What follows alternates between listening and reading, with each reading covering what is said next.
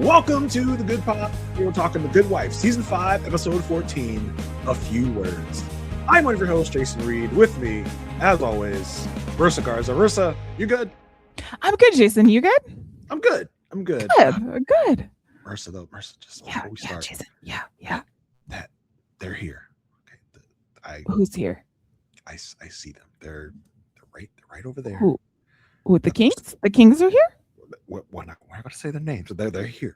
Okay, they're here. Okay. Watching. Okay. So we really like. I know that we do like a good job usually. Okay, like that's our norm. That's our typical. But we like it is the Good Pod, Jason. Yeah, we need to do like way better than we usually do. Okay. Did you say that like the livelihood of the pod rests on? I mean. Well, I don't want to get too in your head about it, Marissa, but let me just say we need to do like a really good job on this podcast. Okay. Well, like, we really together can. Yeah, we're going to rename this pod The Really Good Pod for this episode and this episode only. Welcome to The Really Good Pod. Here we are. Fantastic episode, I thought. A flashback episode is always a fun, interesting episode. It really gives some new and different insight into the show. Yeah, this is the closest I think, Jason, you're gonna get so far without that, like as of this moment to a prequel. Unfortunately, it is all from like one side, but I feel not all. I would say 95% from one side. But it was really creative how they like interspersed all of these flashbacks and did all of this stuff.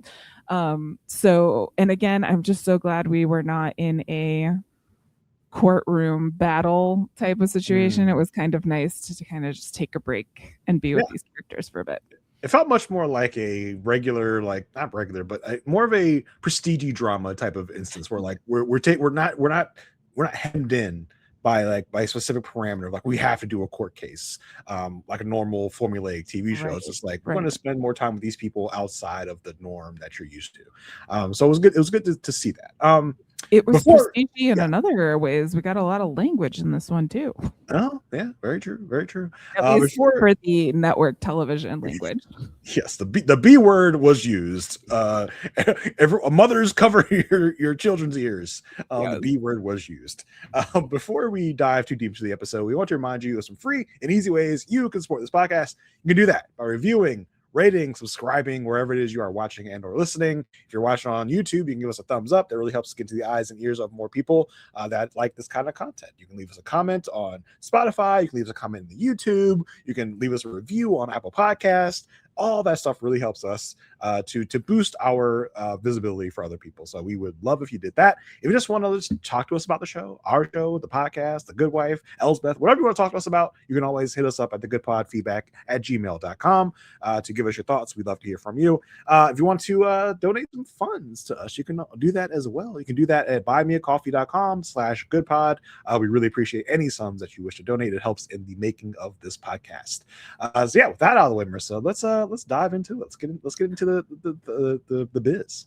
All right. Well, I'm going to set us up just a little bit with the structure of this episode. The way we're going to cover this is we're not going to go straight from start to finish. We're going to talk a little bit about the flashbacks, and then we'll go through the episode and reference those flashbacks, because I think there is a story to tell within the flashbacks as a whole, and there's also a story to tell in when those flashbacks came in. So we're going to do our best to kind of do both at the same time. But the general gist for this episode is that everyone is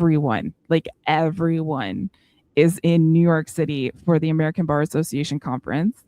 And at the same time, Alicia has been given the privilege of giving the keynote address, to where she's speaking about being an opt-out mom, like opting out of the workforce and coming back into the workforce. And this is causing her to have a lot of reflection on her career and how she got to where she was.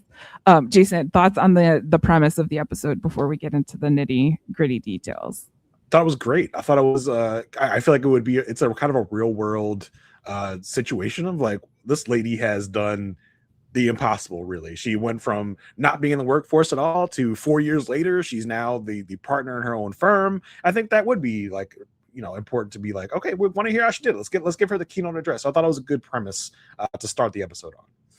Yeah, I have a lot. It's very interesting for me watching this episode with 2026 eyes versus 2011 or 20 wherever 14. we are, 14 eyes. Because I think if this were a keynote this uh this year, there'd be some talk about like what support she had to get back in and what support she had to get back out. And seeing that it wasn't just like one person's job. But we'll talk about it as we go through. So at the beginning of this episode, Carrie is reading Alicia's speech. And she's very nervous about it. She said she spent like 2 weeks on it. Again, the premise here is that she is an opt-out mom. Carrie is like, he reads it, and Alicia's nervous about it. And he reads it, and he's like, okay. This is never like a good. You never really want to hear that when someone's reviewing your work. But he thinks it's dry. He's like, this is not exactly like storytelling that I thought I'd hear. You have a compelling story, Alicia. Why aren't you like kind of telling it? It's dry. You're going to need to rewrite it. Yeah, it sounds like she's kind of like going by the numbers, maybe being like too factual with her story, too impersonal. Maybe I think is what Carrie's trying to get at. Yes. We want to hear what your thoughts and what your viewpoint was. This is not really a viewpoint type of speech that I'm reading right now. We want to hear your story, what it's about. And let's talk about like Carrie's support of Alicia during the speech writing process. Yeah. I mean, like he has a lot invested in this as well because of everything. Like this is a very high profile opportunity for Alicia Florrick. She's got her own firm now, which has his name attached to it. So I feel like Carrie was being like a really good friend here by saying like, hey, this is dry. You have stories to tell. Like they don't want to hear facts and figures. They want to hear your story. But at the same time, he's like also like, you better do this. Yeah, and he's like doing everything that he can. He like tries to protect her time. He's like, you go to your room. You just go up there. You write. I'm gonna take care of everything, which we will talk about everything that he's up to. But like, I'm gonna take care of everything downstairs. You just go upstairs to your room and you write while I run the show. Yeah, I don't think there's any real difference of what he would have done if he wasn't as invested, in opposed to like if a friend just wanted you to like go over their speech and give you some notes. But I do think there is an extra level of investment for him. So he's also nervous about the speech. I think if maybe you were just a friend coming to me and be like, hey, can you read over my speech? I had no investment. But like, I give you some notes and some pointers, but I'd probably leave it at that and be like, all right, I'm going to like give you all the time in the world to do this because this is important not just to you but to me. Right. So let's make sure that you got. I don't think Carrie's being underhanded at all. Oh no. It's just a multifaceted support, right? Yeah, like there's sure. just like there's a lot at stake here. And the fact that Alicia is one not really feeling vulnerable enough to tell her story at the beginning has kind of carry on his like, okay, I got to do everything that I can to make sure that she can get the story out because this is what we need. This is what we have to do. So let's talk through some of the flashbacks. She is then at one point to her hotel room to, write, and she's definitely in writer's block. She says to herself, just write anything down, as she writes the word anything. Listen, I wrote that down on a message board this time because it's like, sometimes I get that when I have to write on this little message board every week for the podcast episode. For those of you that are not watching on YouTube, you miss out on my message boards back here. And so secret messages for I can relate. I'm like, sometimes I'm just stuck. I can't figure out, sometimes I workshop with Marissa, like, Marissa, what should I write on my message board this week? And so it's like, sometimes I get stuck. I was like, this is perfect. I'll just write anything because, that's it. It's real. Writer's block is real. I have only like one or two words. Alicia is stuck on the whole speech. Yeah. So she gets flashed back to herself. Here we get the full use of the wig department at the Good Wife universe, and we see younger Alicia meeting with a woman named Lorraine Joy, and she's like, oh, thank you so much for inviting me in. She's definitely like a little bit more naive, more shy, more not as confident in this first flashback. And it's funny. I dug a little deeper this episode than I normally do, because I was like, we're flashing back to a very like green, very tentative Alicia in this. I was like, let me go back and see. So I went back to the pilot. Oh, good. I was like, yeah, let's place this in the storyline. Yeah, where are we? I watched like probably 10 to 15 minutes of the pilot, and man, I know it was only like probably like 2 years or so ago that we did the pilot on the pod, but having watched the majority, because that's where we are, having watched the majority of the Good Wife now, and going back and watching the pilot is such a mind f. Like it's so interesting, and like I think they did great here in this first flashback with Alicia and her hair specifically, because in the first scene of the pilot we get her going to Peter's press conference with him, and she has the hair exactly as she has the hair here. So it kind of gives you they do a good job of I'm sure for them it was easy, like, well, let's just see what her hair was like in the pilot. But it's a really good through line just to see that they want to make sure they're accurate, they have the continuity right. Yeah, and I would say like it's 2 years for us, but it was 5+ years for viewers, and also like in real time. This wasn't like binged at any moment. This was week after week releases, and then sometimes reruns, and then sometimes longer hiatuses for winter break and all of this stuff. So for I mean, yes, you said like, yes, they could just go back and watch the pilot, but this is how much they care about the show, is that they made sure that the continuity was. I mean, listen, they probably had to go to the Good Wife season 1 DVD box set, because I mean that was what it was back then. Does anyone have that? Does anyone, like, if you're listening and you have that, I would love for. I'm sure somebody does. Yeah, I know, but like, write in and let us know. Like, are there behind the scenes like things that we could like? I'll see if I can get it from my library or something. I don't know, but that was our Paramount Plus back in the day. Yes, DVD box sets, Netflix. I have all of the West Wing on DVD because I was like, I need to have it. Yeah. And I'm glad that I do, because who knows what's going to happen. It's jumped around to so many different networks. So physical media is making a comeback. I'm here for it. Culture, and I mean, listen, if some of you out there might not even realize or remember or know, Netflix used to be a strictly DVD send-in service. Like you used to get a DVD from Netflix through the mail. When you were done, you'd package it up, put it back in the mail, and you get your next DVD that was on your queue.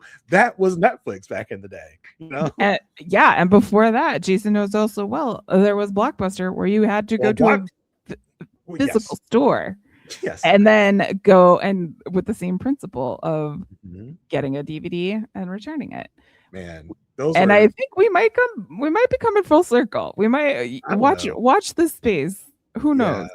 Those are the days, man. We're gonna have Blockbuster at the Netflix. The Netflix boom was quite an experience. Yes, because like you have corporate just freaking the F out and being like, wow, they're coming for our jabs.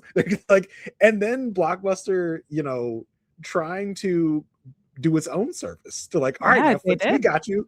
And like, I was working for Blockbuster at the time where people would bring in, because that was a thing, you could bring in your mail-in DVD and we'd give you a DVD at the store, which is like even better. You don't have to wait for the mail. So it's just like, it was a wild time. It didn't work, obviously, because Blockbuster is no longer. There might be one Blockbuster. Yeah, there's one. So yeah, quite a tangent, but yes, that was Netflix back in the day. To say all this to say, they did a good job of reimagining Alicia's season 1 state. Her hair, and I really love the transition from very much a housewife, very much Good Wife hair, into I need to not know. I no longer need to be Mrs. Florrick. I need to be Alicia, and how that transformation was, which is really gets focused on in this episode, less so in the pilot. In the pilot, we just moved from that press conference to now she has Alicia hair, which she's back in the workforce. Well, and it's like about her and her place in the firm and her against Carrie, and like there's a lot of setup that happens. And I think what these flashbacks afford us in this one particularly is this is coming in just a week before that, like just right before that. And so this is obviously the news has broke about Peter and his infidelities. the speech has not been given yet, but she's, you know, all over the news, all of this stuff. She's in front of a woman named Lorraine Joy, who's just like, I couldn't resist bringing you in. Like, just like, this is not serious in any way, shape, or form. But Alicia is taking this so seriously. She's like there. She's dressed very professionally. She looks at her wedding ring and she takes off her wedding ring. So this is like, we see like her first consideration around what her marriage or what or the perception of her marriage is going to be. And Lorraine comes in and she's like, if my husband did that to me, I don't know, but look at you, you're here. I would scratch his eyes out. And it's very much like Alicia is a animal in the zoo of like, we just wanted to see what you were doing, what you were up to. Like, we just wanted to see if you are crazy, if you are crazy, how you're feeling. You're gonna badmouth your husband. We just want like for entertainment. You're here for my entertainment to see. Like, I'm not here to offer you an actual job. Like, it's just like, I just wanted to see what this was all about. Yeah, because they ask her, like, how long ago has it been since you practiced law? And she's like, it's been 13 years, but I've advised on a lot of cases. And they're like, oh, your husband's cases, how cute, how sweet, how amazing. And then they mentioned that they have like a starting associate position open. And she's like, well, I'm open for that. And they're like, that's not appropriate. Like, So basically, Lorraine was just here to get the tea. Like, she just wanted to see what was going on. And the way that this flashback goes, it just like kind of morphs into another flashback where it seems like it's the same day. She's in front of, I just put dude man, or like in my, like, I have no idea who this guy is. But he seems like very like, when can you start? And she's just like, oh my gosh, this is so easy. Like, whoa, okay, great. I can start tomorrow if you'd like. And he says, go ahead, come back tomorrow and I'll sign you a desk, or I'll assign you a desk. And she goes and celebrates. Where, Jason? Where's the celebration happening? The elevator. The elevator. Okay. And let me just tell you, I think the Good Wife editors for all of the elevator-ness we got in this episode, because this is all of these flashbacks are happening as Alicia is trying to write her draft for the speech, right? So it's in and out, in and out. So we see her do the little celebration, and then we see a hand stop the door. And you know, this was before the 2005. Well, no, it wasn't. This was, you know, there's a lot of talk on Jason. I don't know if you've watched Pride and Prejudice, the most recent version, but there's a lot of talk about a hand and what a hand can mean to a woman in the like gaze of a man. And we see a hand open this door, and we flash forward to present Alicia, and she's like, oh, she's so flustered. She's like, oh. And I'm like, oh, this can only be one person. We do not see the reveal, but we know as an audience who this person is. David Lee. yeah, who we haven't seen in like 15 episodes, but whatever. It's been a while. President Alicia is like, okay, we can't think about the elevator, so she moves to thinking about being shown her apartment. We see the apartment without everything in it. She's like, I like this apartment. First of all, have you signed any paperwork, Alicia? Have you done anything? Like, you literally went from job interview to apartment hunting. She's like, hey, cool, I got the job. I'm about to be paid. She's starting to spend the money before she gets it. Yeah, right. I know, which is something you do if you have money. So just putting that out there just for I'm building my case. Yeah. So then we go back to a flashback dude number 2, same guy, and he's like, so about that job. It's a paralegal job. And she's like, what? I thought it was like a partner or not, an associate job. And he says, I told the partners, and the partners were worried about your last name. And she's like, I made financial plans. Like, I need a paycheck. And I'm like, Alicia, you and me both.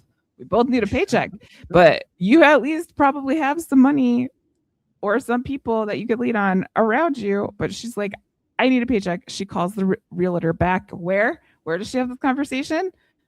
In the elevator. In the elevator. Exactly. And that brings, again, her brain back to the hand, the open. And then we see Will Gardner and we see Alicia Florrick, and they're like, hey. Squeal! Oh, it's their little meet cute. This is the first meeting in 13 years of Will and Alicia. Yeah, I didn't realize how happy I'd be to get this like meeting of like, wow, this is actually a really good story. This is like I don't know, I was so interested in the first meeting. I was like, oh yeah, what was that first meeting like? And this was great. And listen, props to the makeup department. Okay, Oh because yeah, for sure. they did this was before the age of de-aging CGI. digitally, so like props to them for doing the best they did a good job. They did a good job in youngening Alicia and Will up to the best, And to the best also of their later ability. Carrie. Yeah, oh yeah, for sure. And it's like, you guys, you did a good. I don't know what you did. I don't know if there was a mess. They messed with the lighting or something, but they did a good job. Yeah, they did a good job of like bringing us back to a younger version of Alicia and Will. Yes, only 5 years younger, but they pulled it off. Yeah, and so we get to see this first meeting, and we see that Will is, he's got a suit on. He's Will, but he also has gym shoes on instead of, dress shoes on. And Alicia makes a comment, and Will says, a baby threw up on them. Whose baby? Jason? I wondered, is Patty Nyholm? Patty Nyholm? Yeah, is this Patty Nyholm's baby? It's like this. I wonder if there's like some alternate scene where we see more from Will's vantage point, and we see him arguing against Patty Nyholm, and Patty's got her baby like she does, and the baby just like throws up on Will's shoes. Like I was wondering if there's some alternate scene that got cut. They got cut for time where we see the baby throw up on Will's shoes. So otherwise, why would you put this in here?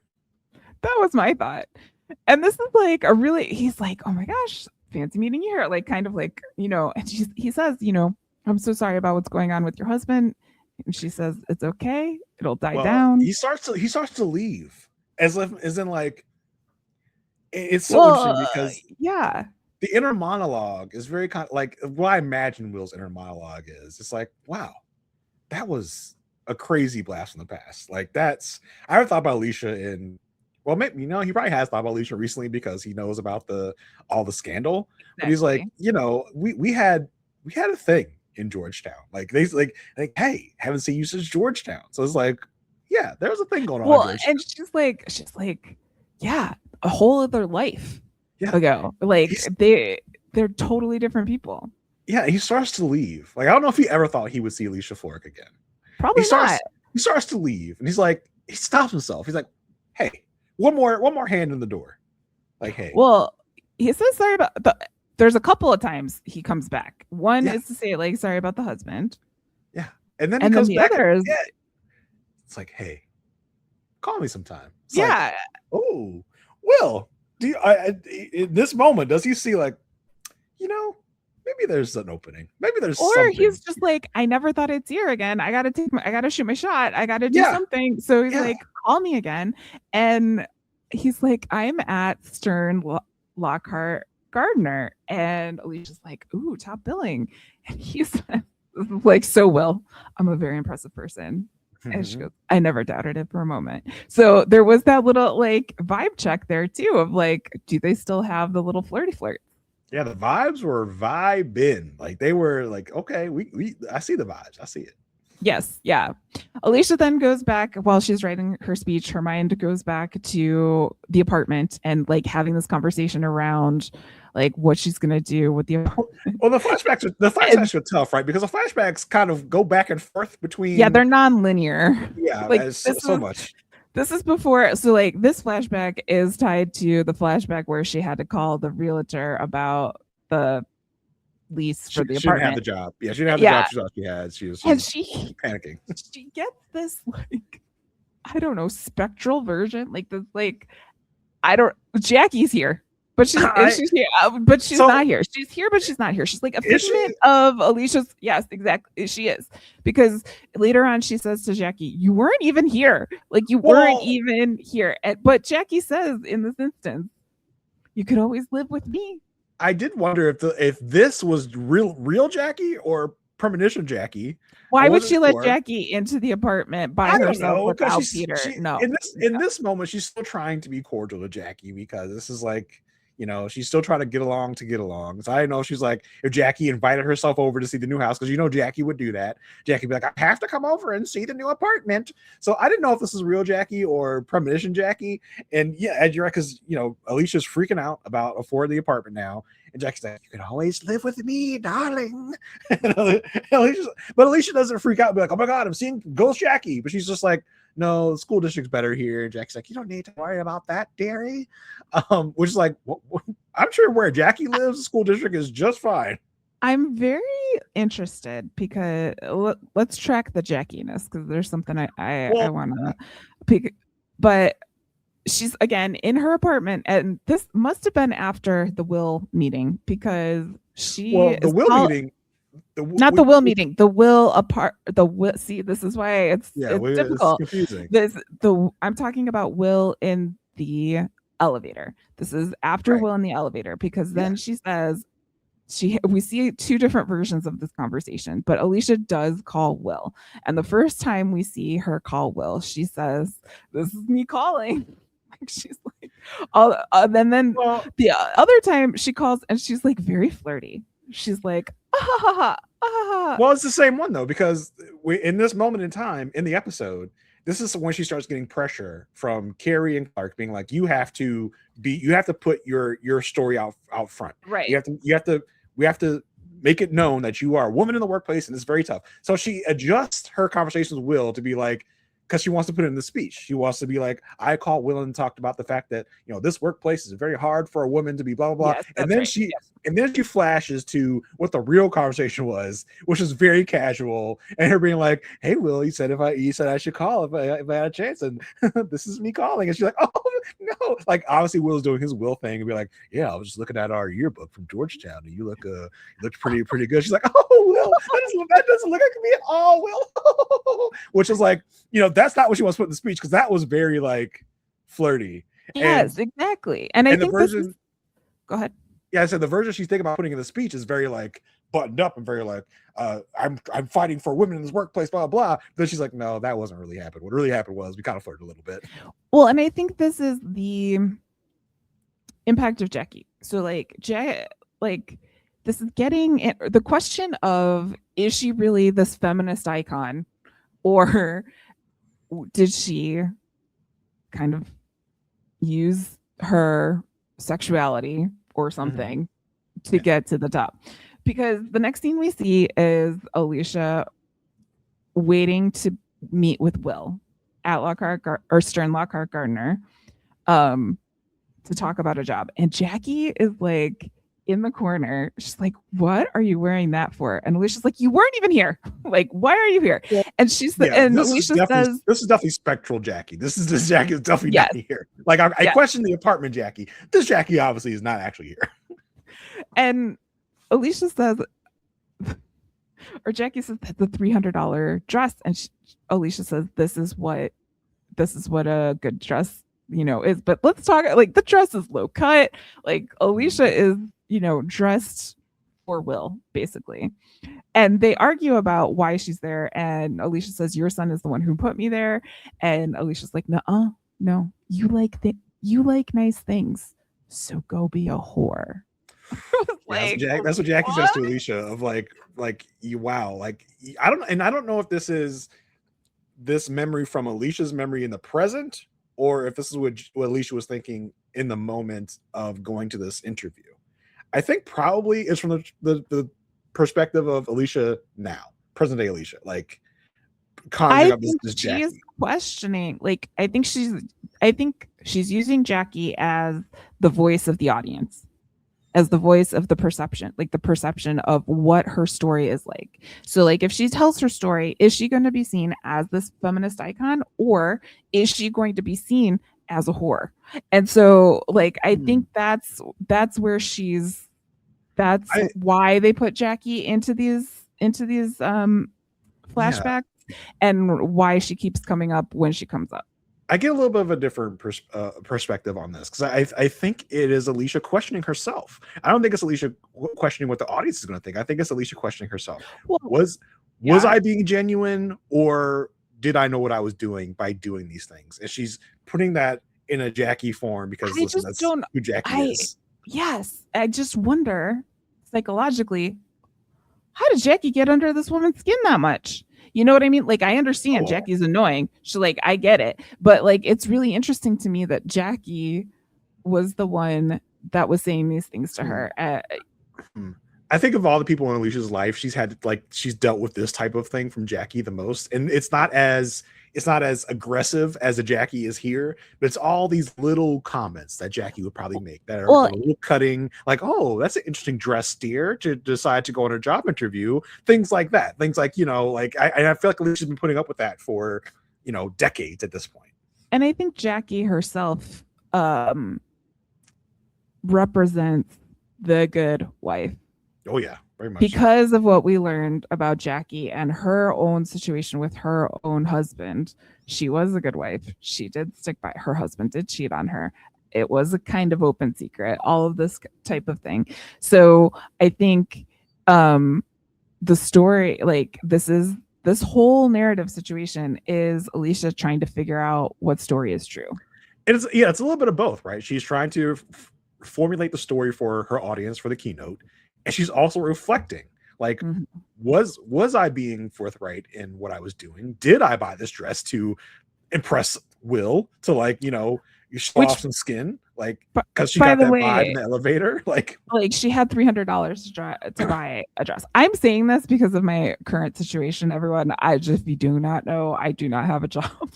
And so when she plays this, like, I'm poor, I have this big card, I'm like, you are not poor, lady. Like, this is not, you may be rich poor, you may be not have access to assets, but you are not poor. She's probably got a credit card. I mean, she's got a credit card exactly. On. She might not be super liquid because all of Peter's assets might be frozen right now. So she's like in a tight spot in that way, but she's not strapped for cash like you are right now. Like many people are. Have been, yeah, exactly. Like, and that's where I was like, in 2026, it just kind of hits a little bit different, mainly because of my own experience. But even if I didn't have this experience, like, there's no acknowledgement of the fact that she is a woman of privilege and she has this thing. So I can feel sorry for her, but I can't feel sorry for her at the same time. You know what I mean? I think she has limited privilege right now because she's seen as a pariah in many circles because of the whole Peter Florrick thing. She's a little I'm not saying it's perfect. Right. But she needs a job. Like, she needs a job, and she has certain capabilities that will land her like a high paying job right off the bat. Like, she's not starting from zero, like you are, or I would be if I lost my job. Right. She doesn't have to go work at McDonald's. She doesn't have to go drive Uber or DoorDash. Like, she doesn't have to do that. She has certain things behind her that does give her privilege. She has a law degree. Like, and her name, even though it's like, but her name is dirt, right? No, now. I know, but I'm saying, like, but her name in the eyes of Will got her into the, you know what I mean?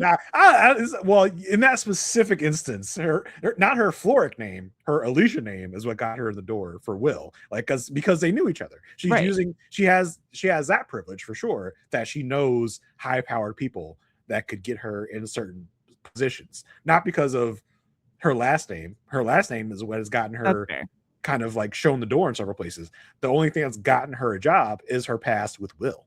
And that's just as Alicia. Do we ever know Alicia's maiden name? I don't know. I feel like we did, but I forgot it. But that's the name that's gotten her in the door, not the Florrick name. The Florrick name is working against her right now. The Georgetown Alicia is what's gotten her in the door with Will. And from that perspective, you can say she definitely has privilege because she knows people in high power positions that we could never know. Right. Well, but I think that's what I'm trying to say is there is no examination by the character to recognize what she has and what she doesn't have. And I understand it's in an emotional situation where the character is also feeling like, oh my God, my life's falling apart. Like, I need to do something. I need to get a job. I need to do all of these things. Now I would say to back up your point, she's not even thinking about the fact that I can downsize. Yes, exactly. Yes. Like there's like, I could like, for her, it's either I have to have a high paying job or I have nothing. Like, so the line that Spectral Jackie says to her of like, you like nice things. Yes. So this is where I'm trying is like this is a response. This like, I need a paycheck. Cry for me in the elevator. Like whole thing is a response to her losing her status and losing her privilege. It's not an actual response to, oh my God, I don't know how I'm going to buy groceries this week. You know what I mean? Like there's a difference here. And I wanted to acknowledge that on the podcast because everyone's story is different. And there is a wide spectrum, but I think so much has changed and shifted since when this episode originally aired to now, that if we were to like, people could look at the character of Alicia and be like, me too, girl, me too. And I'm sitting here going, no, not me too. Not, you know what I mean? Like, no, there's a little bit of a different situation here. Yeah, I don't think the show has enough of a enough latitude, enough screen time to really address all those things. Yes, exactly. No. And it wasn't like prestige TV and like all of that stuff. Yeah. But that's where I'm saying the lens of 2026 television viewing. Yeah. And I think a little twinge in the dialogue could have thrown something in there that was just like, hey, at least you're not working at 7-Eleven or you're not working at McDonald's. You know, you can always do that. And to see the look on Alicia's face, like, ooh, me working at McDonald's? I don't think so. Like that's not even a consideration for her. And I'm not even trying to say that like you can't, like, everyone's heart is hard. Your heart is your heart. My heart is my heart. Like difficult. But your difficult is yours. This is difficult for Alicia. I'm not trying to discredit that from her. I'm just trying to place it in the global scenario of, is this a poor woman? I don't think so.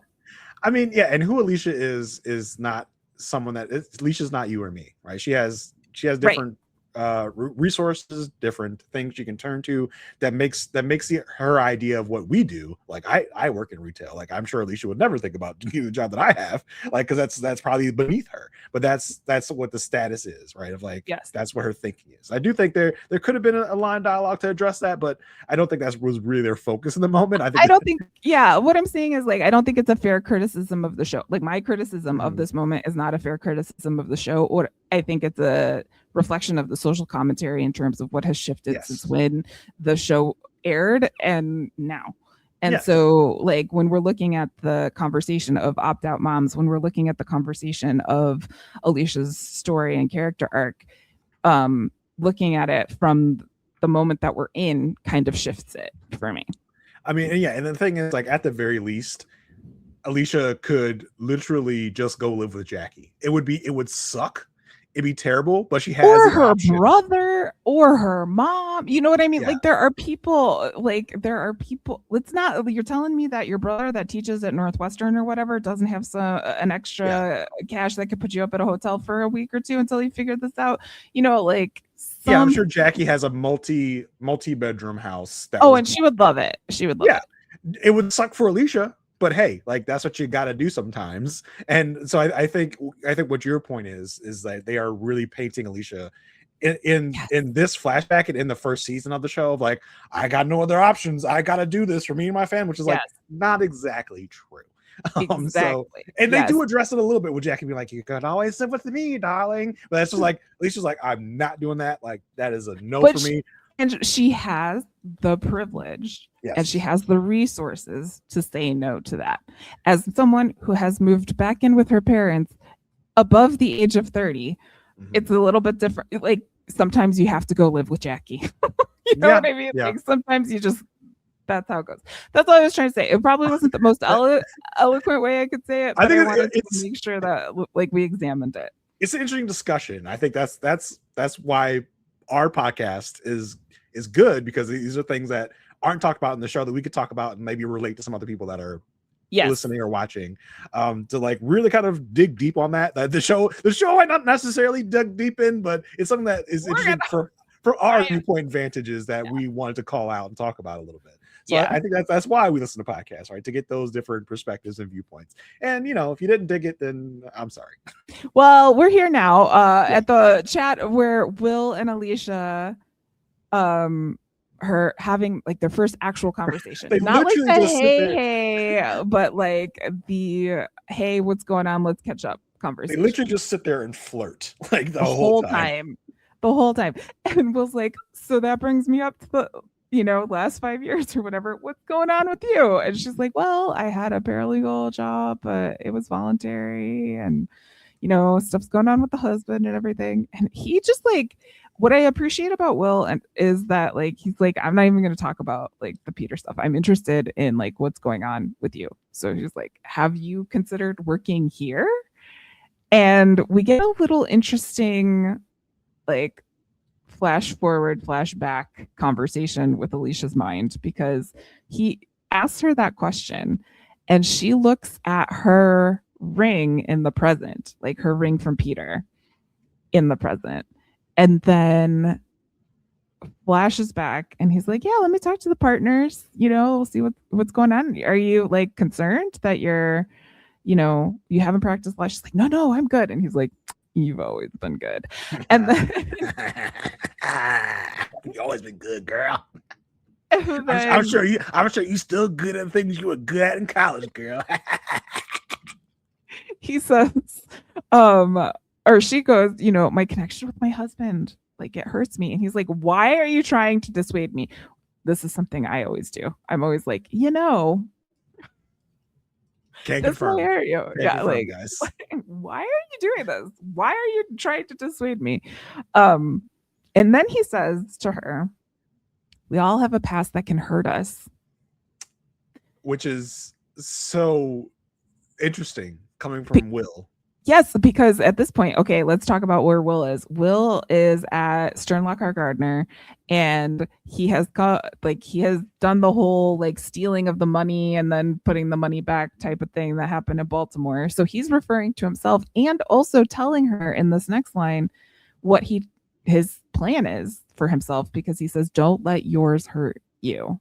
So he's like, I'm going to do whatever I can to keep that Baltimore stuff in Baltimore. Like, at least he's telling us, the audience, who has this knowledge. Alicia has no clue about this at this moment. Exactly. It was fascinating for them to slip that little line in there, like, we all have past that hurts, which is like, this stealing of the money has hurt Will like severely in his life. Like, I didn't even remember the Baltimore thing when we first started rewatching it, but this has been like a prevalent situation the whole series basically.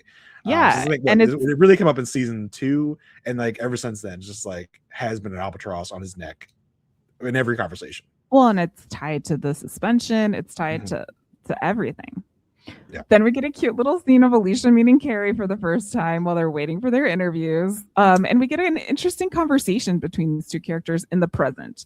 So let's talk about the looks before we get into the present conversation. Carrie's got the Bieber cut going. Like, it's really, as opposed to now when it's all, spiked back and brushed back, it's very like all brushed forward, like over the crown of his head. It's like, wow, you were real. Like, and when I went back to the pilot, that's one thing I wanted to look at. I was like, is the hair consistent? Is it? The hair is pretty consistent. I remember us saying in like season 2, when they came back in season 2, it was like, oh my god, everyone's gotten a new glow up, and that was Carrie's glow up. He went from the Bieber-ish type of style to the more modern styles. I was like, okay, yeah, that tracks. And I wanted to see like, I want to remember in the pilot what was Carrie and Alicia's first meeting like. Did they recognize each other? Because if this was the first meeting, right, that we see in this episode, this would have predated the meeting of the pilot. And I think it does track. I think it does track because they kind of like, he's like, hey, I'm Carrie, I'm the new associate. She's like, oh yeah, like as if they had a little bit of a meeting in this episode. Okay, yeah, they got okay, I know right. You did it right. Yeah.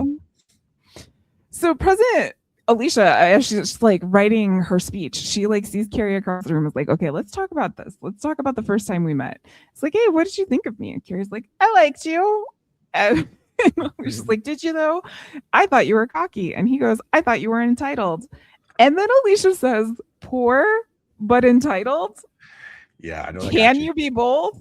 And I was like, yes, you can. I mean, yes, you can. You can be both. Anyone can, both and can happen all the time. But this is when the character acknowledges, like says out loud that she believes herself to be poor. And that was my biggest, like, man, 2026, not so much. Probably even back then, not so much even. But like, this was, I was like, you're not poor, Alicia. Man, I think she was poor for her. Poor. She was cash for herself, and also like in terms of her life, like this may be the poorest she's ever been. But to say Carrie, who also like worked for the Peace Corps and saw like a bunch of stuff, like poor but entitled, was weird. She didn't know that. But anyway, I just thought it was an interesting line. I mean, the entitled part makes her think that she's poor. Like that's Yes. a really kind Yes. of crazy parallel to be like, yes, you were entitled so much that you thought you were poor, but Yes. you were. She was cash poor, but she was not poor in options, right? Like Right. she had resources, assets. Like Yeah. she had things, she had movements she could make. Yeah. And then they talk about if you could hire someone today, who would it be? And Alicia goes, you. Carrie goes, yeah, me too. Well, I mean, specifically, it's like, would you hire me or would you hire you, Alicia? She's Right. like, yeah, I probably hire you, Carrie. It's like, yeah. And I like Alicia's like, yeah, I don't like it about myself. It's like, yeah. And Carrie's like, well, that's not the question. The question isn't about this. The question is, why did Will hire you? Like, because this is going back to your story. Like, and the next thing we see is Jackie in Alicia's ear, spectral Jackie in Alicia's ear, basically like just up there. It says, because you're a slut. Whoa. I was like, damn. Yeesh. The next flashback we see is Will trying to convince Diane to hire Alicia. This conversation was so interesting because Diane's like, we've already voted. It's not going to happen. And Will's like, well, you know, she was the best at Georgetown and she's not the one that slept with the hookers. Like, it wasn't her. It was him. And Diane clocks it right away. It's like, did you ever sleep with this woman? Like, were you ever involved with her? It just confirms that Will has always been Will. I'm sure there's been some other instances with Will. It's like he got hooked up with people because of, you know, this and that, and she's already clocked this. I think the most interesting parallel is the Diane that we're presented with in this flashback and the Diane from the pilot. If you don't remember the Diane from the pilot, it was interesting because you know, a lot of shows, the pilots are very different from what actually becomes the series, because a lot of shows shoot the pilot only to present to the network, and that's what's shown as the first episode. But then when the show gets picked up, things change a lot from pilots to actual series. A lot of you out there may or may not remember Justice the dog that Diane had back in the day that we saw for that pilot that never saw again. We might see Justice again at home at some point. I don't know. And I thought it was very interesting, right? Because the pilot is very kind of, how do I say this? Like, it leans toward the male gaze. Let's just say that. Because even Diane, who doesn't do this now in present day, is like showing a lot of cleavage, like in the first look. Is like, wow, like I can't even imagine Diane of today wearing something like that. And don't get me started on the Kalinda of it all. We first meet Kalinda, it's like there. I was like, oh my god, like I shouldn't even be watching this. So it's so crazy. But that was the most interesting parallel from flashback flashback Diane of this episode and pilot Diane. Like Diane, the way that the aging has happened with Diane was very, very different. So from all the people that we got de-aged and re-aged, Diane was the one that was like, okay, they're presenting the flashback Diane of more of the Diane of today, and not really the pilot Diane. That was interesting. I'm pretty sure, like, well, I would not be surprised if after that pilot, Christine Baranski was like, listen, this ain't me. This is what's gonna happen. Like, you want me on the show? This is this character. This is what's gonna happen. So Diane in the flashback tells Flashback Will, give me something to sell the hiring committee so that we can hire this one, whatever. And so who do we see come walking through that door? Who's going to find something that we could sell? None other than Kalinda, who is dressed in pastels. Like, I was like, again, not the pilot Kalinda we see. The pilot Kalinda is very different from flashback Kalinda. And then flashback Kalinda's like, what do you need? And Will's like, I need some information on Alicia Florrick. And she's like, oh, Peter Florrick's wife? Dun, dun, dun.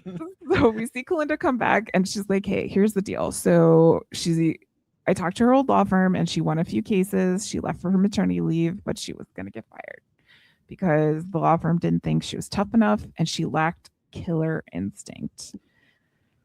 I think that's very interesting Very much because so. we saw that in the first season of The Good Wife, where Alicia was very Timid. very timid, very like, oh my gosh, should we be doing this? Oh no. But she learned through working with Lockhart Gardner to like get that killer instinct, because all the people around her had that killer instinct. So she kind of learned that killer instinct from Lockhart Gardner. So I think it was very apt for them to like put that in there. But like, yeah, she was very like, she lacked that killer instinct, which we saw that tracks. That makes sense. And this is also a flashback that I want to talk about the placement of in the episode itself, because I think this also informs a lot of the actions in this episode. But Kalinda is like, what do you want me to do with this? And Will says, bury it.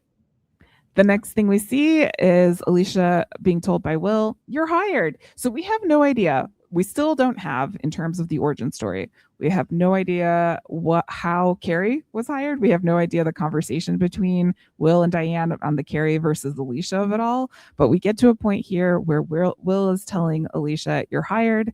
And she's like, oh my gosh, thank you so much. I'm so ecstatic. This is great. It's like, well, you got here. Now you got to impress us. And she's like, I could do it. And she's like, well, you didn't have to do this. And he says, well, when I'm broke and lying in an alley somewhere, do something nice for me.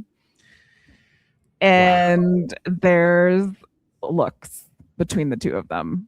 And it's like, I think probably in Will's mind, he's like, yeah, I said that. I did that for her. And what did she do? She freaking backstabbed me. Exactly. It's just like, when I'm broke and lying in an alley somewhere, do something nice to me. Like, yeah, like in Will's mind, he's like, I did all this for her. And that, well, and also it could also be argued that her leaving and forming her own firm is also an act of entitlement of like, I'm better than this. Like, I'm not giving my time to this place that gave me this opportunity when I really needed it anymore. I could do better. I could go out.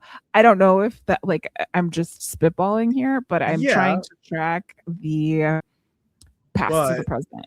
But I think what we've been presented is the impetus mostly of Alicia going on board with Carrie and doing this was just to get away from Will, because she wanted to bang Will. Exactly. So yeah, exactly. Yeah, I know. But she's also taken it now, like she's in it, and she's even more so at the end of this episode. So we've gotten through all of the 52 minutes into the podcast. We've gotten through all of the. But it was so flashbacks. Right, it was so rife with context and with interpretation. Like it was important for us to really dig into that stuff, because it's very, very interesting. Yes, and I think it really, especially for people who have watched the series or are watching the series as a whole, like, I think this lands more as someone who's binging it. I'm watching an episode a week, but without commercials, without all of the stuff, it lands a lot harder than it would have in regular TV. Like, this is an exceptional storytelling thing. We're doing it express, right? We're doing it faster than normal, right? We've covered 5 years of TV in 2 years, basically. Okay, so all of that is going on in Alicia's head. Okay, like, so we're just going to put that in the context of the conversation which we're about to have, which is the logistics of this episode in general. So like I mentioned at the beginning, everyone is at the ABA conference in New York City.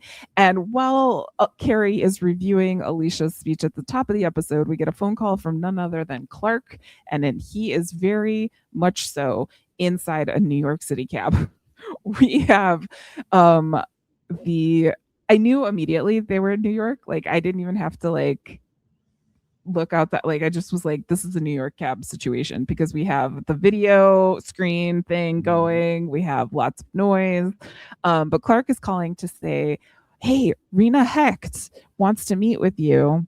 And we really need her. She's a rainmaker. We really want her on board. And it turns out everyone wants to meet with this Reina Hecht lady. Well, she brings $60 million in billable clients. So this is a big get for anybody that can pair up with Reina Hecht, apparently. Yes. Did you want to mention the cameo that we see in the taxi cab? Bill de Blasio, one-time mayor of New York City, is on one of those little insufferable TVs inside of cabs, inside of subways, inside of buses at some points, doing his little PSA for New York and why New York is so great. Fun little cameo from the New York mayor. I mean, who they have a season ago? The other was it a mayor guy that was at Peter's like party when he got elected? Governor? Yeah, who was it? I forgot who. But was he? I forgot too. But what I liked about this is not only was it a cameo, but they made sure that they got across to the audience how annoying these things are, because they were loud, they were interrupting everything. So we do see Lockhart Gardner is meeting with Reina, and at this point, this is when we first see Reina, and I was like, oh my gosh, it's the Law and Order lady. It's Jill Hennessy, who I forgot she's a Law and Order. Marissa was like, "Oh, it's Law and Order lady." I was like, "I remember Jill Hennessy from Crossing Jordan back in the day." Which, doing some research, I was confused about what Crossing Jordan was. I thought Crossing Jordan was the show where a coroner sees dead people and helps her solve cases. But no, she's just a regular old medical examiner. Not exactly the type I was looking at. I was thinking of Ghost Whisperer, apparently. But no, this is Crossing Jordan. I did remember Jill Hennessy from her time on that show. I didn't really watch that show, but I remembered that show was around at a certain point in time. I remember her from Law and Order because basically the only things on TV when I was growing up was like Law and Order or PBS. So fun times. But Lockhart Gardner is meeting with her and she's like interviewing like all of these people. She's like, I want a partnership she can believe in. At this point, I was like, is this a client? Is this someone, like, who is this person? Will addresses the suspension and he's like, I'm done with it. It's over. It goes over well with Reina. And Reina's like, I'm going to decide in 24 hours. We'll see what happens. So Lockhart Gardner sees Florrick on the floor of the conference for the first time. And Diane's like, oh, look at you. You're the big guys now. He's like, oh, just doing the same thing you are. And Will leans in and is like, good luck on your speech, Alicia. And Carrie says, don't let him get in your head. Which is like, that good luck on your speech is very much like, I hope you crash and burn, Alicia. Pretty much like good luck. At this point, Reina sees Florrick and she's just like, I gotta go. Like, I'm sorry if it's done. I gotta make some phone calls. We got moving and shaking. Things are happening. And Carrie's read on this is that Lockhart Gardner stole their spot. Like they've lost out on talking to Reina. Over by the elevators, Diane, again, elevators. I'm always on elevator watch. Diane talks to Will. He's like, hey, she's going to vet us. Reina's going to vet us. And Will's like, no one's under indictment. Like, this is like the floor. This is where the bottom bar is for Lockhart Gardner at the moment. It's like, no one is under indictment. And Diane's like, what about Damien? And he's like, not even Damien. I have a suspicion that we will get an update on Damien next episode. Maybe he hadn't seen a couple episodes. It's like, yes, the best we can do right now is that at the current moment, no one is under investigation for anything. Well, that's not quite even that true. No one is under indictment. Exactly. Right now. Exactly. Like there's no formal papers on anyone at the firm. Like it is a slight little moment in time where no one is in trouble in our firm. So we're good. We're good at the moment. And at this moment, Will runs into Nelson from the Office of Public Integrity. And he is hot on Will's case. He's like, listen, I was on the Rod Blagojevich case. And if you ever want to know, like, it's just an embarrassment. We're just really embarrassed to Rod Blagojevich in many, many ways as an Illinoisan. So like, that's why he's saying that. He's like, I was on a Rod Blagojevich case. And then he said something that I thought was interesting, Jason. Again, with 2026 eyes, he said, voter fraud is an ongoing crime. Did you know? Isn't that interesting? Yeah. That was interesting. Some people would like not have you believe that. Yeah, you would think. Yeah, I don't know, but voter fraud is an ongoing crime. And if you are involved in an ongoing crime, that is conspiracy and that is felony. Like, whoa, what's up with that? Wild stuff, bro. Will doesn't want to hear any of this. I love how he just like walks up to the little store, buys earplugs, and is like, I cannot hear you. You can kind of tell he's like, I'm going to have to hear you, but I don't want to hear you right now. Classic Will Gardner shenanigans. Classic. Yes. Diane asks Will, hey, what about that man by the elevator during the session called What is the Key to Litigation? And Will's like, what, man? And she's like, have we stopped trusting each other? And Will says, oh, yeah, it was about the ballot box. And Diane's like, why you and not me? And he's like, well, I'm the one who took the video over to Peter Florrick and showed it to him. And Diane's like, okay, well, like, what are you going to do? And Will says, I don't know. And then the next thing we hear is, let me introduce you to Elsbeth Tascioni. Again, we are in the key to litigation. Yeah, I was like, oh my God, it's Elsbeth. I was so excited. It was so great. Elsbeth here is so awesome, so fantastic. It was so great because she does her presentation and she's like, okay, what is my like view of litigation? Imagine a big pillow and you're on the pillow. Now take off your shoes. And I'm like, this is classic. And you can see Elsbeth. Yeah, you could see like Will is like looking at Diane during this, and Diane's like, no, Will, no, you can't be serious. You can't be serious.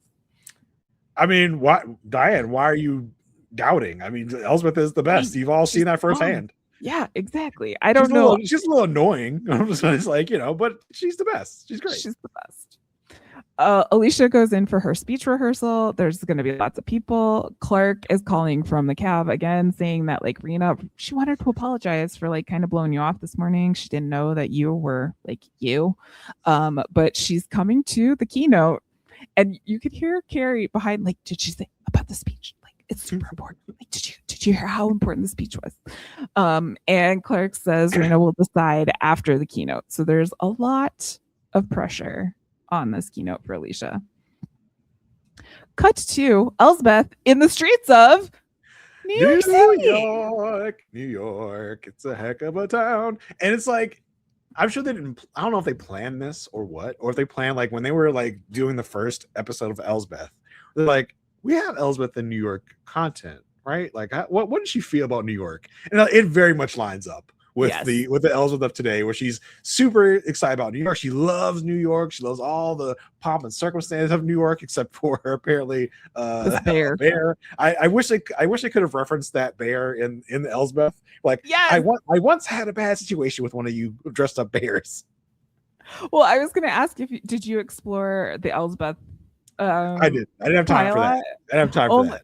Only because it would be funny if she was like, she saw a bear and was just like, no. I had bad experiences with people like you. The reason why she is upset with this bear is because the bear says some very choice words to Alicia, basically anti-Semitic words. I mean, to Elsbeth, sorry. And she's like very on alert now. She's like, this bear is anti-Semitic. And I love how she keeps calling back to her. She keeps telling everybody about the bear. Like, Will, you won't believe this bear just said to me. Will's like, huh? What do you think are you talking about? So she meets up with Will, and basically this is like the first time in classic Elsbeth she is going to tell the audience what's at stake. She's like, okay, if you testify, Will, you risk disbarment because you are breaking privilege. But if you do not testify, you are risking contempt of court. She's like, not good. My thing was like, why would he be risking disbarment if, as Nelson told us last episode, it is okay to break privilege if you are testifying about a current conspiracy going on? I was like, because I think Elsbeth is just she doesn't know what crime is being talked about. Okay. And then she mentions this rule, the 1% vulnerable rule. Basically, like, if you're 1% vulnerable, you're vulnerable. So you're in trouble, Will. You're in trouble. And girl. She's like, who we have to help? And Will goes, we have Kalinda. And I love that, given that we know everything that's going on in the background of the series, Elsbeth is like, I love Kalinda. I just love her. I love her so much. Yeah, we've seen Kalinda and Elsbeth like interact before, and it's very, considering the two characters, where one is so over the top and exuberant, and Kalinda is so low key and so like kind of deadpan, of how like the yin and yang of these two characters always work well together. Yes, but then also the like Archie Punjabi exile of everything, to have Elsbeth like be so happy to see Kalinda or talk to Kalinda. It's so funny. They get on the phone with Kalinda and she's like, I miss you. Kalinda's like, okay. Kalinda's like, I miss you too, Elsbeth. Like, very like. Or I was like, oh, I miss you so much, Kalinda. She's like, I miss you too, Elsbeth. Let's get to work. Yes. She asks, Elsbeth asks Kalinda to look into Nelson Dubeck to see if there's anything that she could find there. Unsurprising. Clark he's gotten out of the cab. He has walked into the conference. And he's like, I got more news. So the sex lady, she left her current law firm because she was the only woman. So she is really into woman empowerment. So I really want you, Alicia, like it's really important that you like turn up the woman empowerment angle in your speech. Like Clark is super hype man. Like both of these people, Clark and Carrie, are trying to be the best hype men that they can for Alicia. But this is where I think our conversation in terms of women empowerment versus what comes into play, because everyone's looking to Alicia as the symbol of woman empowerment. And as we talked about, she's trying to examine if that's true or not for herself as she's writing her speech. Yeah, this is where she like kind of thinks about the phone conversation she had with Will. And like, what angle should I use this for? Like, was it truly like, was I coming across as this feminist icon, or was I using my feminine wiles in a different way? Right? Like, was I standing up for women's rights, or was I using my past with Will as kind of like a crutch here? So it was very interesting to see. Yes. Elsbeth gets news from Kalinda. We don't really get anything. She's like, yeah. Thanks, Kalinda. And we see her like fumble with her phone. Like she does something. She's like, bye, Kalinda. And then like presses something and runs into Nelson. And she says, I'm going to need you to leave Will alone because otherwise I'm going to sue you for harassment. At first, Nelson's like, do I know you? And she's like, no, but I will sue you. And he's like, oh, that's so funny. Look, you don't know how serious they take this. Take a look at this. And for some reason, they've been using a GIF of this instance of the box going back and forth. I don't know why they wouldn't just use the tape. I guess memory. I don't think they're using the GIF, but Elsbeth is like, you know what that looks like? It looks like a GIF, whatever you call it, a GIF or a GIF. I've always been in the GIF camp. Yeah, me too. That's just my prerogative. If you're GIF, then that's your problem. But she's like, this does look like a GIF. I don't think it is a GIF. I think it's just a clip from the tape. And it's like, it looks like one of those GIF things. And she talks about the fact that, she's seen, and this conversation was very interesting given the AI world that we live in 2026. For sure. For sure. If you put in a prompt, you can get this probably exact type of clip where she's like, I saw this GIF and someone had faked a lake in this GIF. Like, isn't that crazy? How do I know this isn't that? Which is like, wow, if only y'all were living in 2026, like how easy that would be. Where in those times, like, how would we even do that? How would we even go to the trouble of doing all that? Like, you could do it in 2 seconds in today's world. I totally fell for there was this one video of these bunnies jumping on a trampoline, and I thought that it was so cute, and I was like, look at these bunnies, they found the trampoline and they're jumping on the trampoline. I was like, no, Marissa, that's AI. I was like, yeah, it's a hard world out there. And so basically she's saying, you better have the original, because if you don't, I'm going to object to the GIF. She's cab GIF, not GIF. Being admitted into court. And this gets Nelson into this whole bit of a tizzy. He's like, the governor is guilty. And she's like, how do you know that? He's like, oh, he's the governor of Illinois. Jokes. And then she's like, no, Peter is a criminal. And Elsbeth says, who was exonerated? And who doesn't say, and I was the one that got him exonerated. I was like, why wouldn't she bring that up? Yeah, I know. She's like, who was exonerated? And he's like, nope, his case was dismissed. And she says, so you're out to get him? And he says, I'm out to get a criminal. And she's like, you don't have any proof. Like, I'll find proof. And then Elsbeth takes her phone out of her tote bag, many of her tote bags, and says, I'm Elsbeth Tascioni recording Nelson in this lobby at this time in this place. And Nelson's like, you're not allowed to do that. And she's like, I sure am. In the state of Illinois, it's a double consent. Like, both people need to consent to a recording. But in New York, it's just a one-person consent state. And I'm Elsbeth Tascioni and I consent. Interesting enough, she only has one tote bag here. Like, yes, okay, that's true. not a multi-tote bag state yet, but I was like, Nelson, why don't you know this? Like, well, why aren't you like he's in such a state. He's forgotten what state he is in to be like, oh yeah, I'm not in Chicago right now. I'm in New York. Oops. And I think he's just like the effect that Elsbeth has on many people. He's just kind of like disarmed. He's like, yeah. What just happened? Like, what's going on? And Elsbeth says, you're going to really need to leave Will alone. He's a nice man and he wants no part of your vendetta. And also, look into this bear in Times Square. So the time has come. Alicia, it is time for her to give her speech. We've got Carrie and Clark hyping her up, telling her all this stuff, telling her where Reina's going to be.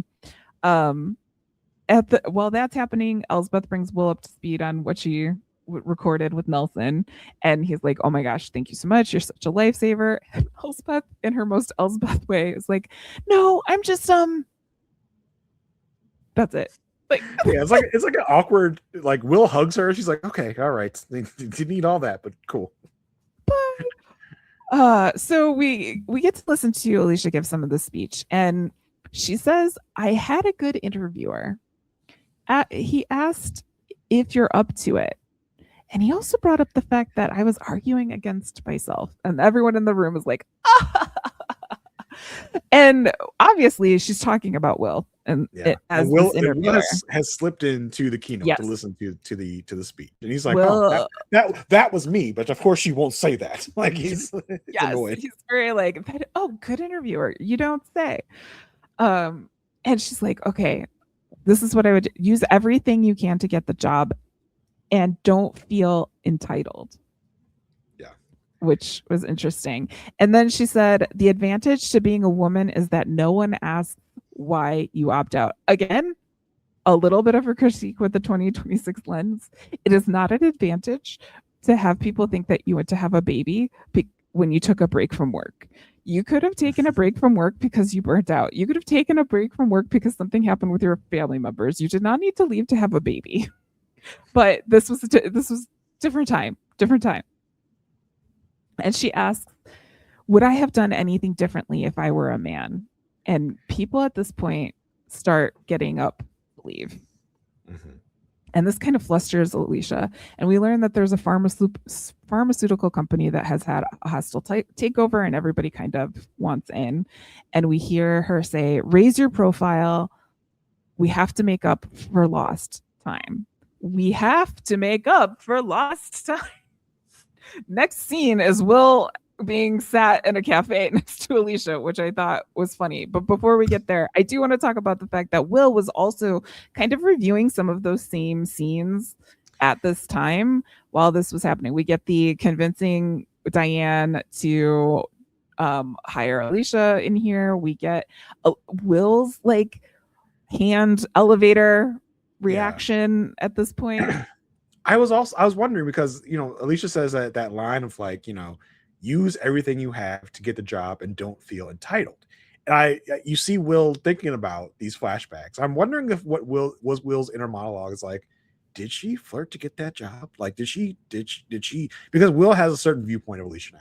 His viewpoint of Alicia is she's cutthroat, she's backstabby, he's questioning all of the things he once knew about Alicia. So I think he's also wondering in this moment, like, did she get me? Like, did she con me? Did she flirt with me to get that job? Like, at the same time, this is also when we get the flashback with Kalinda telling him that she was going to be fired. Alicia was going to be fired because she didn't have that cutthroat instinct. She didn't have the stuff. So I think to your point earlier, he's kind of realizing, like, I made this monster. Yeah, true. Like, I don't really know, like, oh, she came in so meek and mild. She came in so timid, so all of this stuff. And I exposed her to this. I exposed her to this cutthroat world. And I made her into someone who would leave my firm. That's a great way of looking at it. And I think that like opens doors for me because like that really informs his attitude toward Alicia in this next scene. Exactly. That's exactly what I think too. So we get the scene where Will goes into a coffee shop and he gets sat right next to Alicia at the very next table. And at first he's like, oh, is there anywhere else they could sit? And he sits down again at a coffee shop. Speaking of entitlement, speaking of all of this stuff, he sits down at a coffee shop and orders a scotch. And Alicia says, they only have beer. Like, she's like, and he's like, okay, beer. He doesn't even say, I'll have a beer. He's just like, beer. And she says, it's hard to get drunk on beer.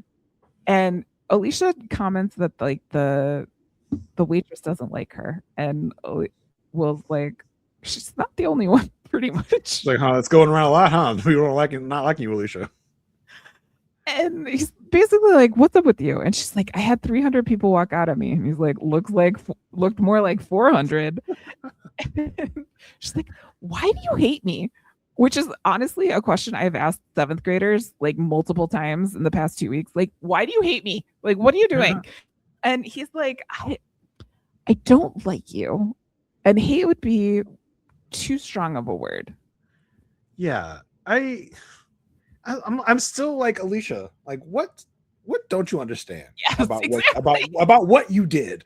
Like, yes, obviously this man is going to be very upset with you. Like, he thought you guys had like not an intimate relationship anymore, but he thought you guys were pretty tight. And had an understanding. Really backstabbed his ass. Like, why are you still questioning why this man doesn't like you? I was like, get it through your head, Alicia. Like, I don't think it's that hard to understand. And Will says to her, don't ask the question if you don't want the answer. Like, yeah. What? Like, and he tells her, like, 3 weeks. You were scheming for 3 weeks. Yeah. Exactly. To do what you did. And she goes, it's not my fault. I want to leave immediately. That is not a justification, Alicia. That is not a justification. Like, what are you doing? He's like, you left with our clients. And she's like, oh, get over. He's like, well, don't ask the question. You don't want to know the answer, my guy. Like, that's the issue. That's why I don't like you. That's why I'm mad at you. Like, obviously, what are you questioning? And what was really interesting was her after like it died down a little bit, she looks at him and says, we could never make it work. And he says, you're linking two things together that I never did. Basically telling her the reason I'm mad at you has nothing to do with the fact that we're not together. Has nothing to do with the fact. It is the fact that I laid my life on the line for you to get you this job, and you turned it around and you took this away from me.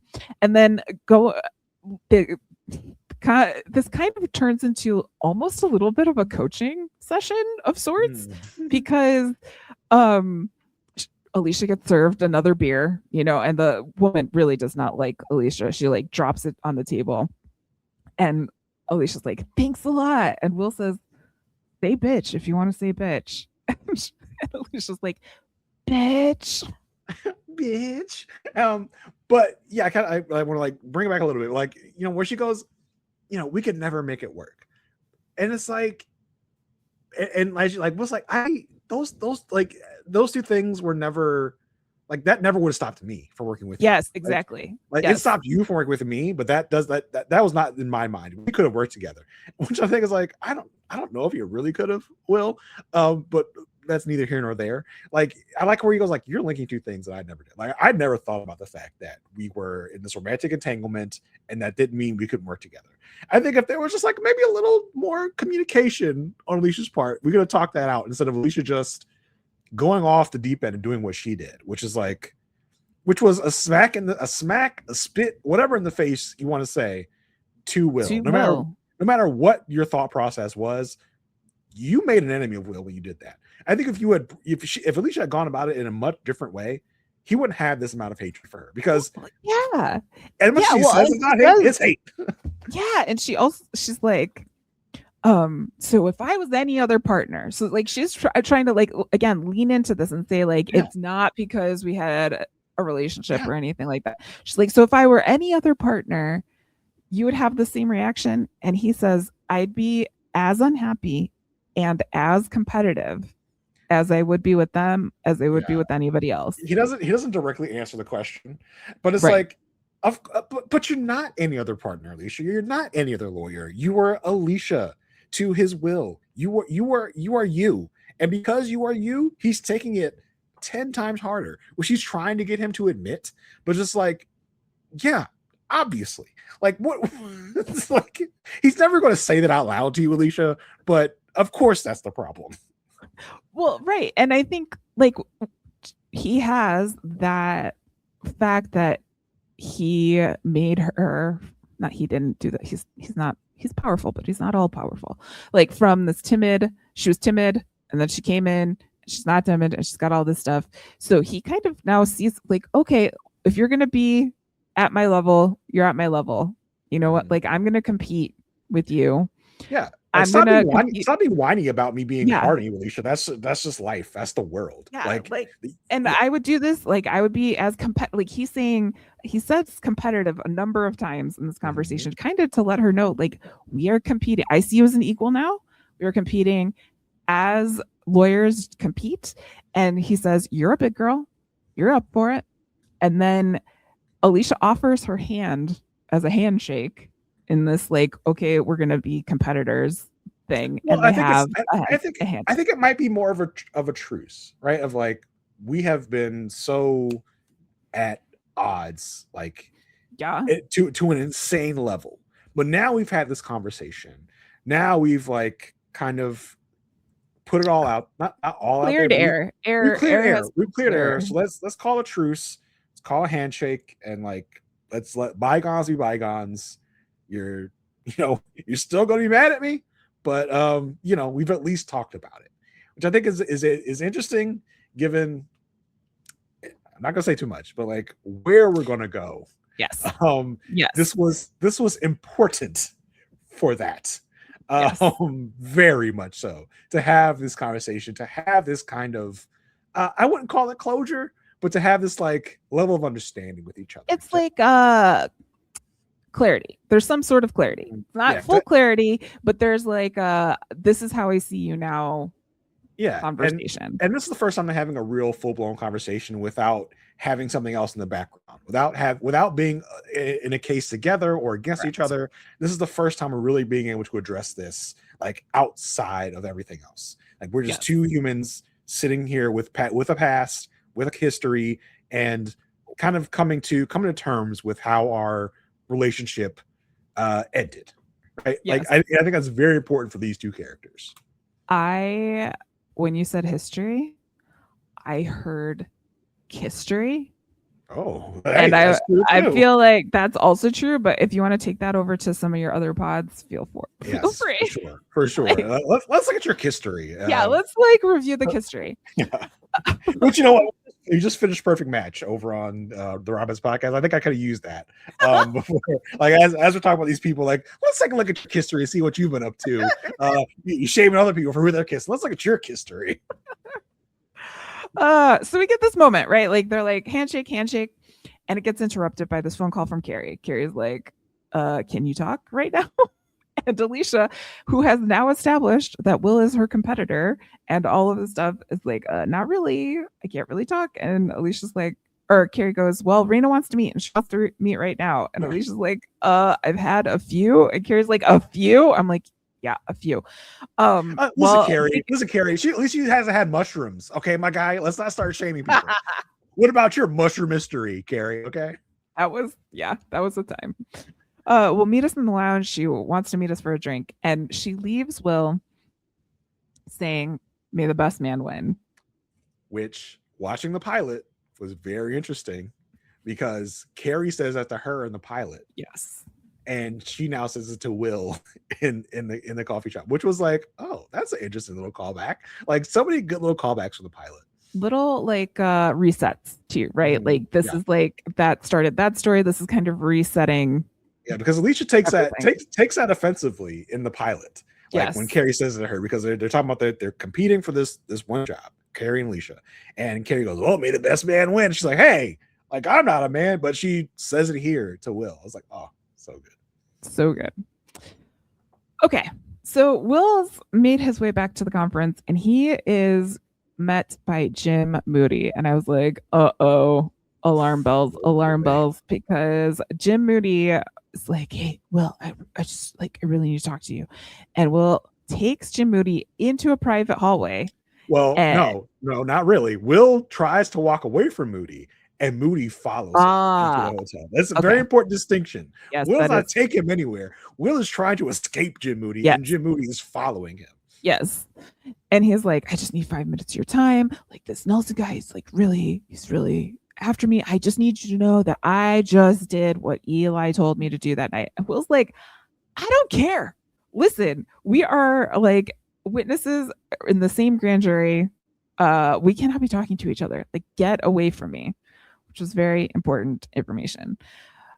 The Florricagos gang of Carrie, Clark, and Alicia are meeting up to prep for the Reina meeting, and Alicia's a little tipsy. She's a little she's like, I'm going to talk about like women empowerment and capital contributions or something. And Clark is like, excuse me, did you just say capital?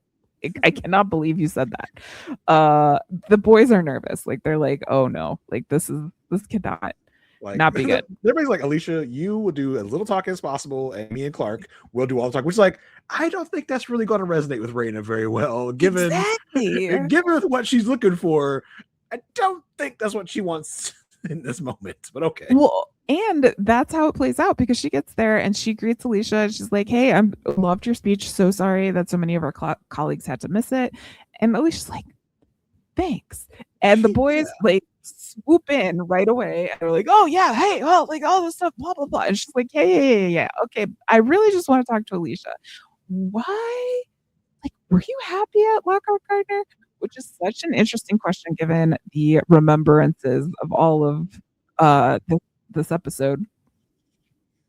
And she's like, they let me learn and grow, aka become a competitive person. And Carrie's looking at her like, and you want to say why that is bad, or why you chose to leave? Because we don't want to give Lockhart Gardner some good talking points. We want to, all right, now start shitting on him. Come on. And she said, and I had to put that learning and growing on its feet. And Carrie's like, which is exactly what we do here at Florricagos. And then Clark is like, yeah, and let me tell you about our capital contribution or capital structure. And it was just such a funny moment of comic relief. And then Reina asks Alicia, like, what do you want? And Alicia's like, I want a happy life and I want to control my fate. Interesting character notes. It's like, in these type of shows, we don't really get a opportunity for characters to like say out loud what they want out of life. Mm-hmm. And like, I thought it was interesting for Alicia, where she wants a happy life and she wants to control her own fate. It's like, that's so interesting. Like, given what Alicia has gone through in, I guess, in a lot of moments, especially in the early days of this show, feeling like her fate was tied to Peter and Peter alone. But I feel like she has really done a lot of work to make a life outside of Peter and to, in her words, control her own fate, control her life and make it a happy life by going out on her own, not being like tied to Peter in his life, but to also make a life of her own. And I think the question of like, can you do that and be the good wife, quote unquote, at the same time is still something she's struggling with. I'm like reading my capital structure. Reina's response to Alicia's answer is, good talking to you. Yeah, Reina does not give up very much in any conversation she's had in this episode. We're like, what is Reina? Is she impressed? Is she mad? We don't know. And to which our characters also, like Clark, and is like, was that good? Like, what are you supposed to say? Like, I don't know what's going on. Oh, then we get the scene, which if you watch Elsbeth, was just very heartwarming, because we get the scene of Elsbeth singing, okay, with Clark. Now, this is important for many reasons. One, Clark is played by Nathan Lane. Nathan Lane was on Elsbeth, played an opera fan, not an opera singer. Yes. So this is a pre-meeting of those two. Like, this is the first time we saw this character, at least with this actor. And then second of all, in the show Elsbeth, I don't know if you've heard, but Elsbeth's son, Teddy, really should be on Broadway. He can sing very well. And Elsbeth cannot sing. She has a very awful voice. Yeah, for those that don't know, don't watch Elsbeth. The actor that plays Elsbeth's son in Elsbeth is a very famous, Tony nominated currently actor on Broadway. So that they got to do the meta there. Actually, have him singing on the show. So I was like, how does this character Elsbeth produce with this singing voice? So these genes produce someone like Teddy, her son, on Elsbeth that can really sing. The father must have some sort of vocal notes up there. Something. Well, and as we often say, the show is about us. We just covered the last episode of Elsbeth was all about Teddy singing. Like, and so we had like a whole episode talking about Teddy singing, and then to only come back to The Good Wife and see Elsbeth singing was just too perfect. I guess this is why we never see Elsbeth sing on Elsbeth, because we now know she has a terrible singing voice. Yes. Did she sing in the musical episode of Elsbeth when they were in the prison? I think she does. But we'll have to. Definitely wasn't as bad as this, for sure. No, this is bad. This is bad. And Clark tells her that. She's like, I just want to let you know, you have a horrible voice. And she's like, yeah, I know, but the city inspires me, which is total Elsbeth, like baked into her DNA. The city inspires me. She's like, oh, I'm going to go get us some new drinks. And Clark is like, no. I'm very traditional. I will get the drinks. And Elsbeth's like, oh, no. You have to let me, because I just met a new partner and we're starting a new firm. And Clark's like, oh, like with who? And she's like, with Reina Hecht. We're starting a 2-woman firm. Which I was like, I did not remember that at all. I wonder, is this gonna pop back up in later episodes of The Good Wife? I wonder why we never mentioned it on Elsbeth. Of like, I wonder if we'll ever get a Jill Hennessy cameo on Elsbeth as Reina Hecht as her one-time partner. I was like, that was a little detail that I had forgotten from back in the day. Well, and just one more note on the Elsbeth character of it all. When she gets her phone call, she's like, I gotta go. Buzz. It's very, very Elsbeth. Like you can really tell to the point about the wigs and continuity. There's continuity of character here all the way through to today, which is nice to see. So Elsbeth get a phone call and she's like, I gotta go. She had to go to the van that travels the world apparently with Nelson, and he's like, look, here's the tape. Chain of custody is good. And also, here's video footage of you, Will, talking to Jim Moody. Conveniently. This is the only video that we took, because he doesn't have the ballot box video. He only has the Moody Will. He's like, because he says, listen, this is real and genuine. This Will Moody thing is got it from the hotel, so there's no chain of custody issues to refute your little things about gifts, Elsbeth. I'm gonna just tell you, this is original video, and of course there's no audio. It's just video of Will and Moody meeting up, which would only lead a jury to think that you two are conspiring with each other. And Will's like, you got to deal with Moody, and so I think confirms that. This confirms what Team Moody is on. And Nelson's like, listen, Will, you don't have to worry. I'm not interested in you. I'm interested in Peter. All you have to do is testify against him. And Elsbeth's like, well, think about it. And he says, you have 48 hours. So that's going to be something we see again. And then this episode does get a little bit of a flashback button because we see Alicia run into Lorraine Joy, the first woman in her hiring flashbacks.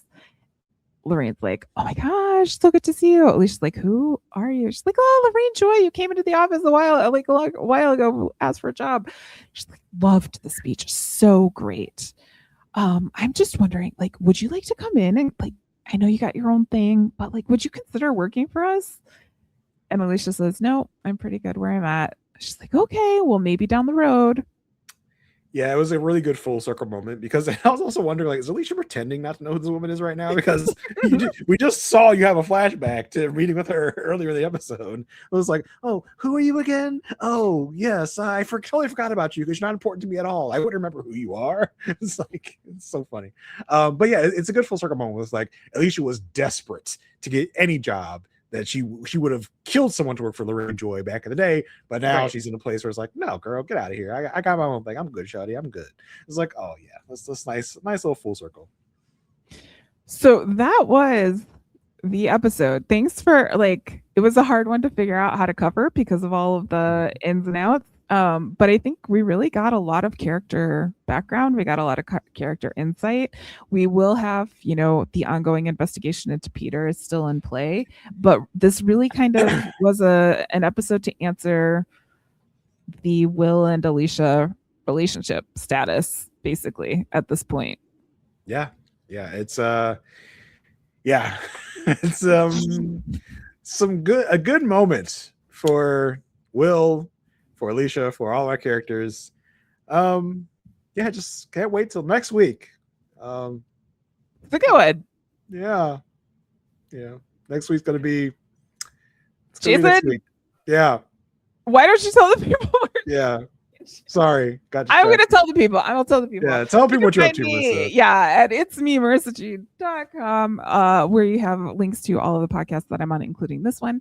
If you are not watching us on YouTube, like Jason said, he puts up fun little Easter eggs for you guys all the time. So if you would like to come on over to YouTube, we would love to have you. Subscribing really helps us because if we get enough subscribers, then we can monetize, and that would be a way to keep this ad-free, keep this in a way that would do it. Otherwise, we might have to look at other ways to make that happen. So if you can subscribe over there, that would be great. You can also find me on Whirlwind Podcasts talking about Pretty Little Liars, one previously on at a time, and then also going through space, going through the Final Frontier with my sister, watching Star Trek: The Next Generation for the very first time on the USS Sisterhood. And summer is happening, so watch for new episodes there shortly. Jason, what is up with you? And and the history of your people? Yeah, season 4 of Perfect Match is history, so to say.